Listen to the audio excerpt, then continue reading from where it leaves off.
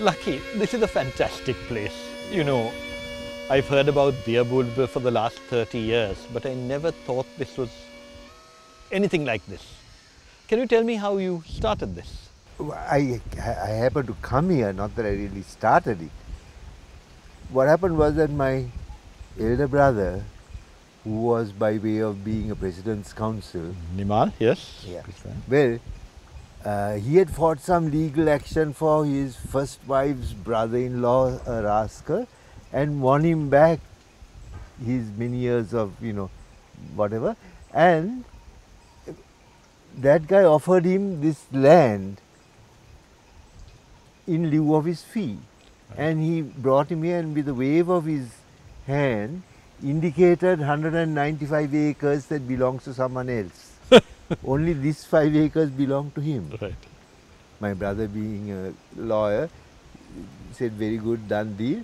And when he came to take possession, he found that he had only these 5 acres. Right about this time, I was now quite fed up of working in some organization where you had to do the work. The last of which was ENA's, which I enjoyed thoroughly. But it's a responsibility. And so I thought, okay, I told him, I'll come and grow the chilies for you. So armed with Nihal Fernando's handbook for the young farmer in hand, since I knew nothing about farming, I came here to start farming. That was in which year exactly? In 71. Right. So I started doing agriculture and grew chilies and various things. But my brother found that, the expenditure of keeping this thing going and the chilies didn't pay like he expected, he wanted to sell it. So I bought it from him, very cheap, of course, because I'm the brother.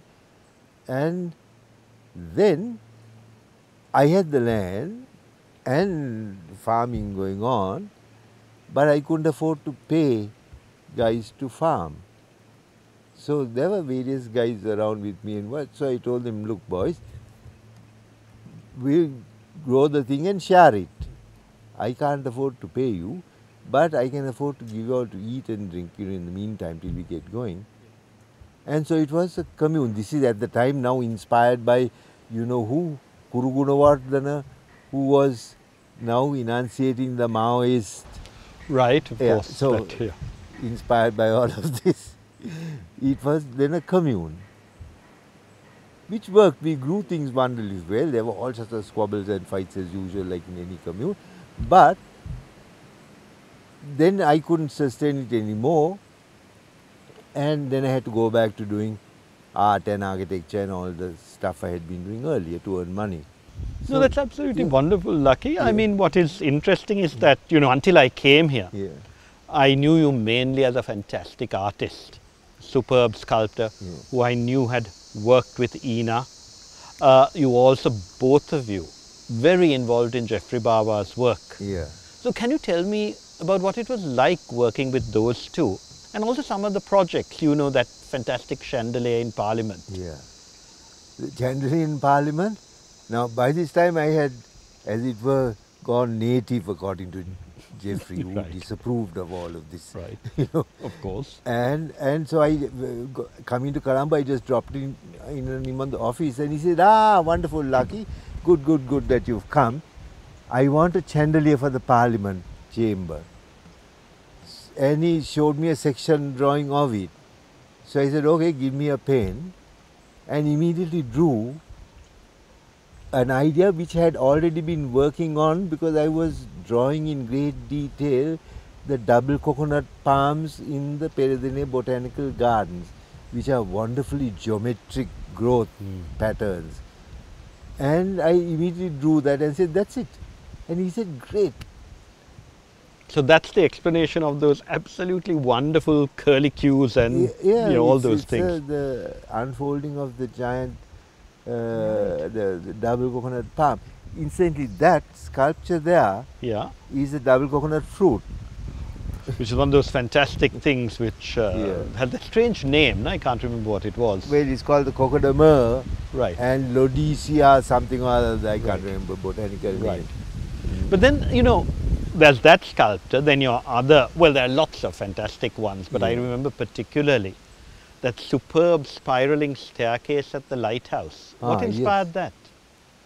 Well, that's another Jeffrey story. Right. Now, many years ago in 1964, I did a drawing. I had a huge sheet of very expensive Wortmann's paper. Right. And I was wondering what on earth to draw. I had a rotring pen in hand, and I was just sort of, making scribble marks on it, which turned out to be like a cloud, a sort of rain cloud. So then I just drew this line of the sea below and a ship, like, old Spanish galleon sort of ships. And then from that it proceeded up the hillside with all sorts of Portuguese soldiers marching up the hillside. And since I like drawing rocks, there was a huge rock like Sigiriya with the king of Gandhi up there, Right. and his cohorts coming down with their bows and arrows. And that drawing Yeah. I gave to my sister. Right. Now Jeffrey coveted this drawing and somehow wanted to wrench it back, and my sister said absolutely no. Right. So in the last resort he was going to England, so I got it from her. He took it to London and got a very good black and white print, so in the 60s, Right. from it. So when he wanted this sculpture for the spiral staircase, he suggested that I do this drawing on the wall, Right. which is a massive Yes. wall. Yes. And I said, look, this is going to take at least 6 months of year of drawing, because only I am working. Yeah. Instead, let's do this as a sculpture for the balustrade, because then I can get other guys to work. It's brilliant. And I said, the drawing will be, because it's a fine drawing, it will be weak Yeah. and won't really contribute to this space. So he agreed. Now, he had the impression Yeah. this is the height of the balustrade, Yeah. and that I'll have a sculpture frieze like running along the top. Right. He was pleasantly surprised to find that there were figures bigger than life size. Right. Going up the whole wall of the staircase. No, it's fantastic. Took me 6 months of hammering and welding, Right. but we had great fun. Absolutely brilliant.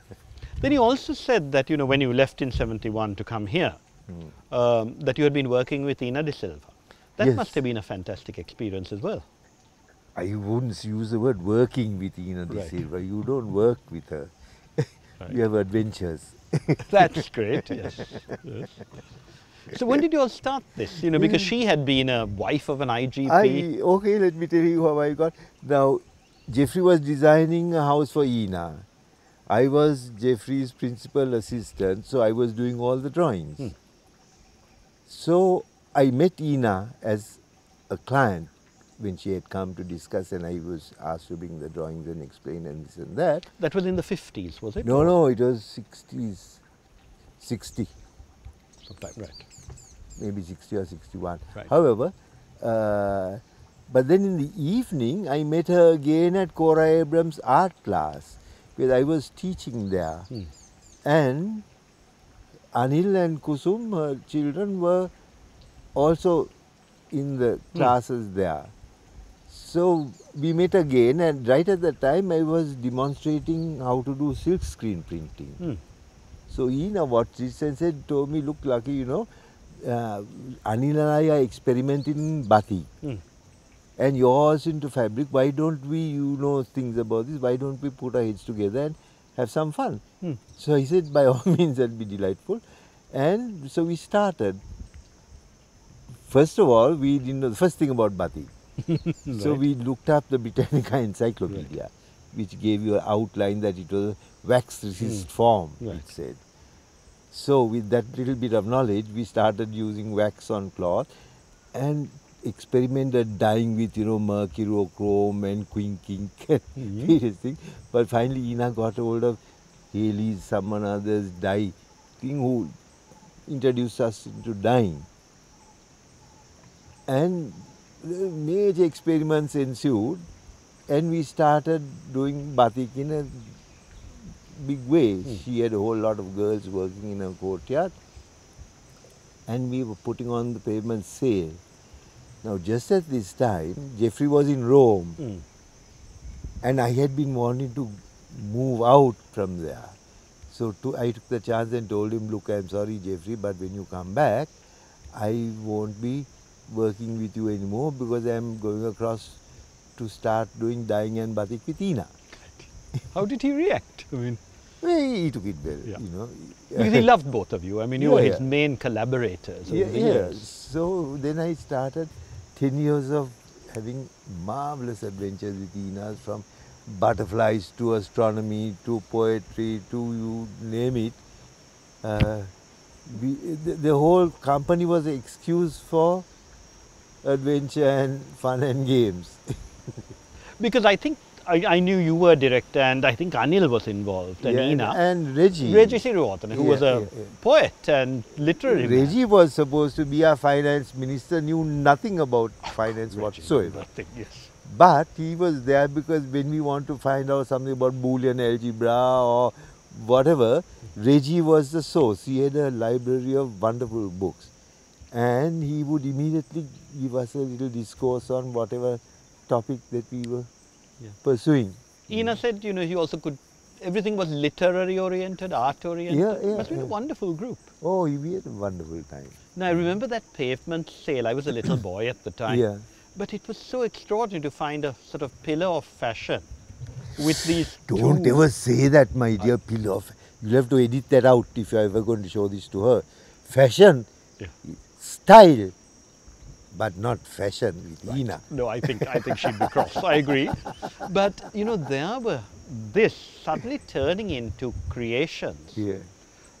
and using local people, local designs. Yeah. You know, the batiks that she did Yeah. Yeah. were indigenous. Your drawings and sculptures were so rooted in this country. I don't know about that, my dear. I never give it.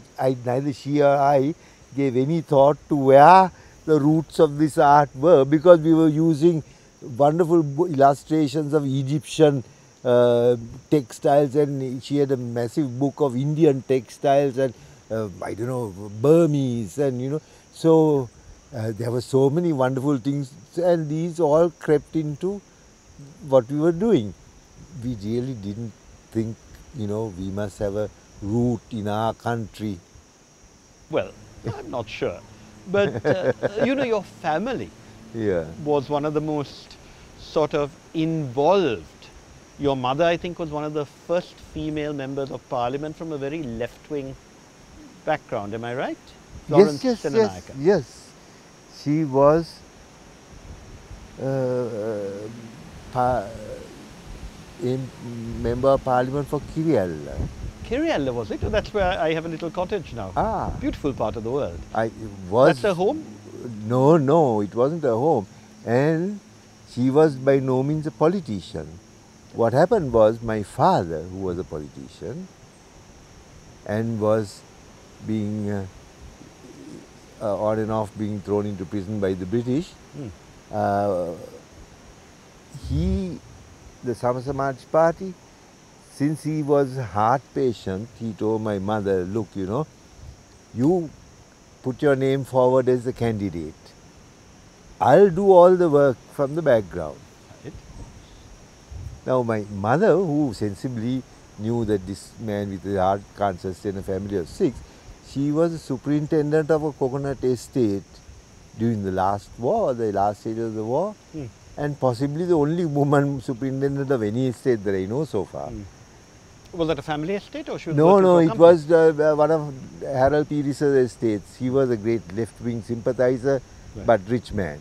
This is Harold Pires of the Lanel Wen. That's Right. it, okay. So, so my mother said okay, and she closed up the estate. Right. And as she was preparing to come, she gets some people turn up to tell her that her husband has just died of a heart attack. Oh my gosh. Right. So she was left with this family of 6, no roof over her head, Right. plus a election to fight. Yeah. And anyway, she did it. Our house was, you know, it was like a hotel where left-wing intellectuals flowed through. Yeah, I saw a lovely thing in one of these films. Revolution is the opium of the intellectual. Right. But your father had been a Trotskyist. My father was a planter who in the late British Raj times, who according to my mother when he was a young man, would ride on horseback on the road, and if there were coolies on the road who didn't step into the drain, would lash at them with a whip. Now, this is the story that my mother has said, Right. so I guess there must be some truth in it, Right. you know.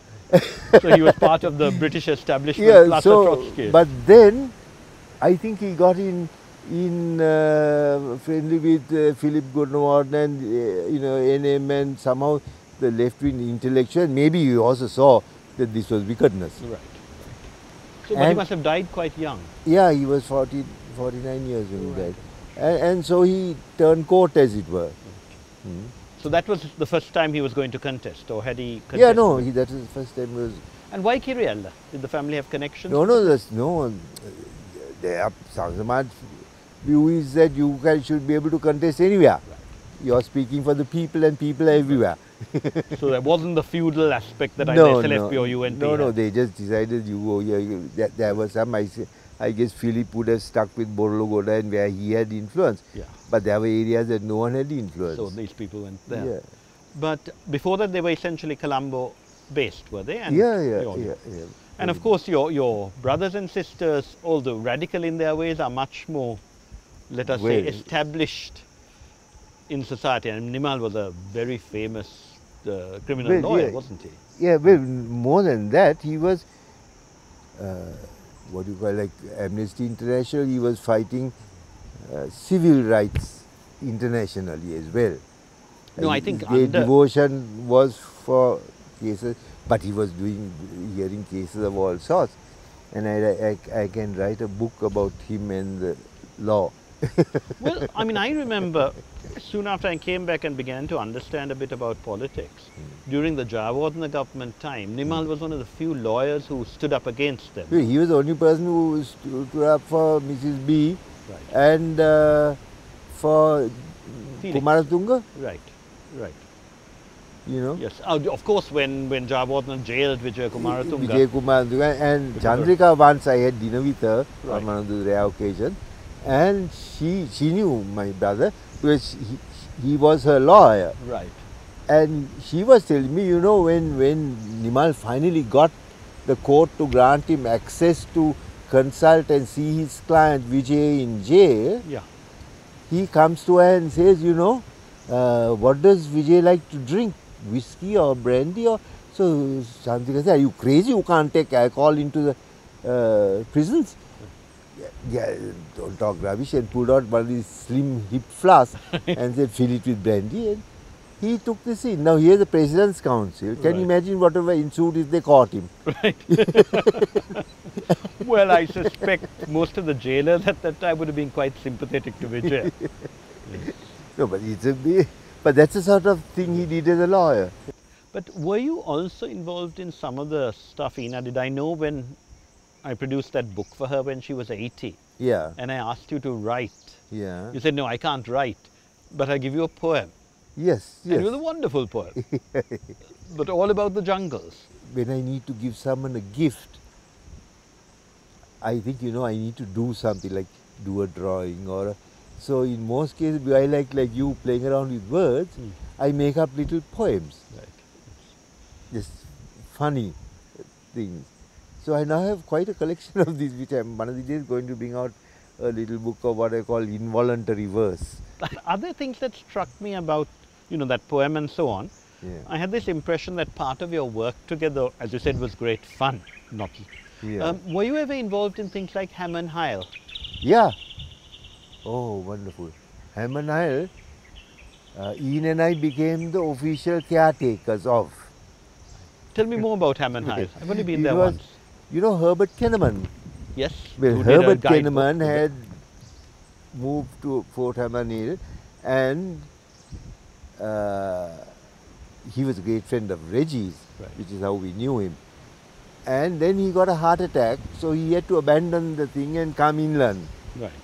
So he asked us, because this is an archaeological department property, but they call for caretakers who would be responsible for the place. There was a local caretaker there, but someone they could, whatever. However, so we said yes, of course. It's an old Dutch fort, is it? It's a lovely old Dutch fort, 1.5 miles out in the sea. Gosh, and how big? Well, you see this whole space here? Right. The walls would have been like that. So you can walk around it in 20 minutes? Yeah, there's no, in less than 20 minutes. This is ramparts all around, built out of coral, with dungeons and a lighthouse and wonderful place. So then she and I had a great time and one of our things is that Jaffna is the best place to look at the stars for astronomy. And Reggie had this 10-inch mirror telescope, which was useless in Colombo. So we moved it to there and would spend our time stargazing. And Reggie would also come? Yeah, of course. And that's the only place that I have been able to see the North Star, because the North Star is only 7 degrees above the horizon. But the sea is so humid that usually there's a sort of haze of vapor, so you can't see it. But in Jaffna in January, February, it's so dry and clear that you can clearly see the North Star. Without the telescoping? No, with the well, once you see it without the, you don't really need to see it with the telescope.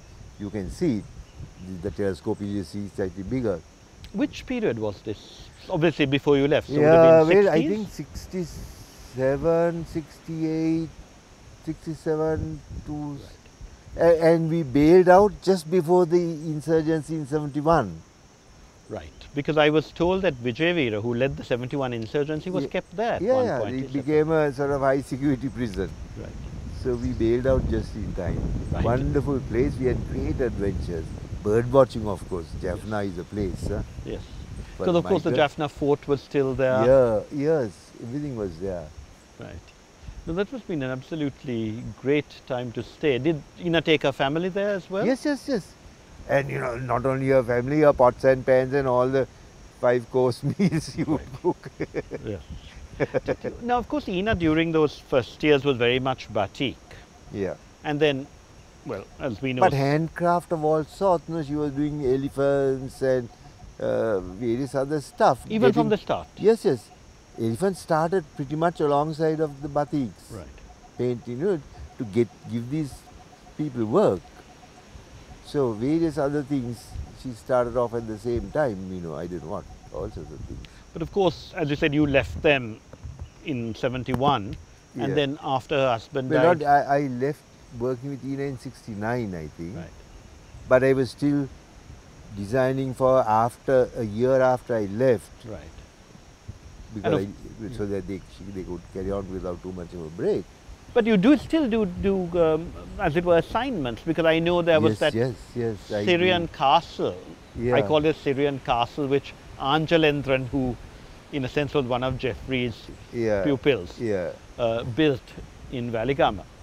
And again, you've done a great sculpture there. Yeah, all over the place. Right. The trouble is, I have huge sculptures done, but very few people see them, because they are commissioned and then they're taken and installed in someone's sitting room, and after that they've never been on exhibition and really hardly anyone sees them. In the last 5 years I must have made 10 large sculptures and 15 large chandeliers. And no one knows. No, but the horse, as you come into the Abubula, it's an extraordinary large horse. Yeah. Did you do that for that was a commission for Thirukumar Nadesan's garden. Where's that? It's in Nilavali, on the edge of the sea. So I did this as to check out, the size, but also because I wanted a horse for myself. Right.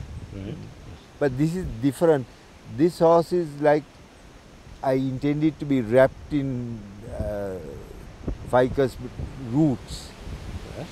But unfortunately, Richard, ficus tree won't grow there on its back where there's too much shade. Yeah. And I must say, your horses, your owls, you particularly like owls, do you? Yes, I've seen about 6 love them. here. I have a pair of resident fish owls about that big. that are here in the evenings Oh, mostly. right. Yeah. And they match with the 6 or 7 owl sculptures you have here. I have photographs of them sitting on these sculptures, you know. Yes. No, it was lovely just a few minutes ago seeing a kingfisher on your hippopotamus or your pig. I'm not sure whether it's a Here pig. the crocodile now come to bask on this rock down here. So you've got a crocodile also now. Yeah. Look down. You know, you mentioned a couple of people, I think, also had been very involved in this type of approach to nature. Nihal Fernando. Yeah. You know, you talked about this handbook for the farmer, which I didn't know. Yeah, oh, he was my great inspiration, Nihal. And Nihal also, he's been here presumably. Yes, many years ago. Yeah. Because he did a handbook for the Ceylon traveller. That was one of Yeah, the yeah. earliest natural guidebooks. What was it called? Handbook for the Back Ceylon. of Beyond. Really? Right. And Herbert Kenneman? Herbert Kenneman wrote a huge tome of 700 pages on, you know, the recent history of the island, as it were, and because he had travelled a lot, wonderful person and raconteur. But he never got anyone to print it. So I think KVJ De Silva bought the rights to it. But it has never been printed. It's such a thing. I told him, Still not come out? I told him, you know, you print it in small sections. Oh, that's a pity. Yeah. Okay. One last area to look at, which combines in a sense some of the things we've talked about. You know, you said you came here in 1971.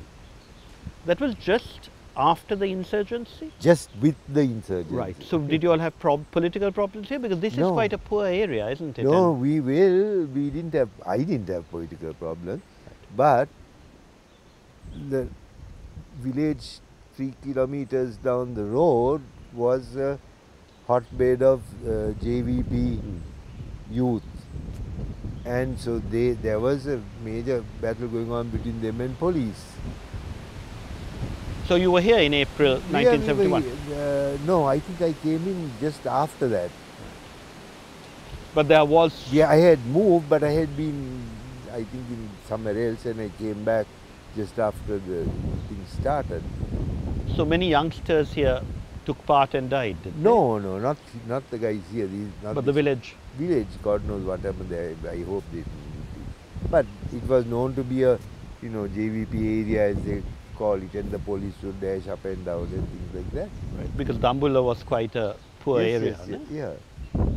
And then what about 18 years later when the second insurrection happened? Were you still here or? Yeah, I was very much here. In fact, set off, this was 83, you know? No, 83 was the anti-Tamil riots, Yeah, which I yeah. thought hadn't affected people here too much. No, the Tamils. No, there were Tamils here. Of course. In Dambulla town? And Yeah. they were attacked? Yeah. Right. So did they come here for refuge or anything? Or? No, they didn't come here, but I guess the poor fellows fled somewhere else. Right. But I hadn't realized this was There was also... quite a lot of Tamil labour Of course, right. coming from Kandy, Matale. Yeah, because Dambulla is part of the hill country, which we forget. I mean, it's a central province. Yeah. And Matale is, yes. Yeah. So there were big problems. I know Enas suffered. Yes, there were problems, except that somehow, because we were known to be a commune, Yeah. and for quite some time, you know, people come here when they need to get wounds cleaned or whatever. So we were seen as sort of good Samaritans living a quiet life here. So we were not really impinged upon. And that same thing happened in 88, 89 with the Yeah. second JVP insurrection. Yeah. Because you talked about, you know, some of the village community joining you in both helping with the farming or being part of the Yes. cooperative. Well, here you don't really get a farming community like a village. There are various people who have come and bought a piece of land and started agriculture. Very few of them have connections to each other family-wise. There are a few that have been here for a long time. But they are also working as, you know, caretakers on most of the things are plantations here, you know. So families that have been here as coconut plantation caretakers and things like that. No, this is bliss. I have to say, having been here with you, I can quite see why you don't move if you possibly don't have to. Thank you, Laki, very much.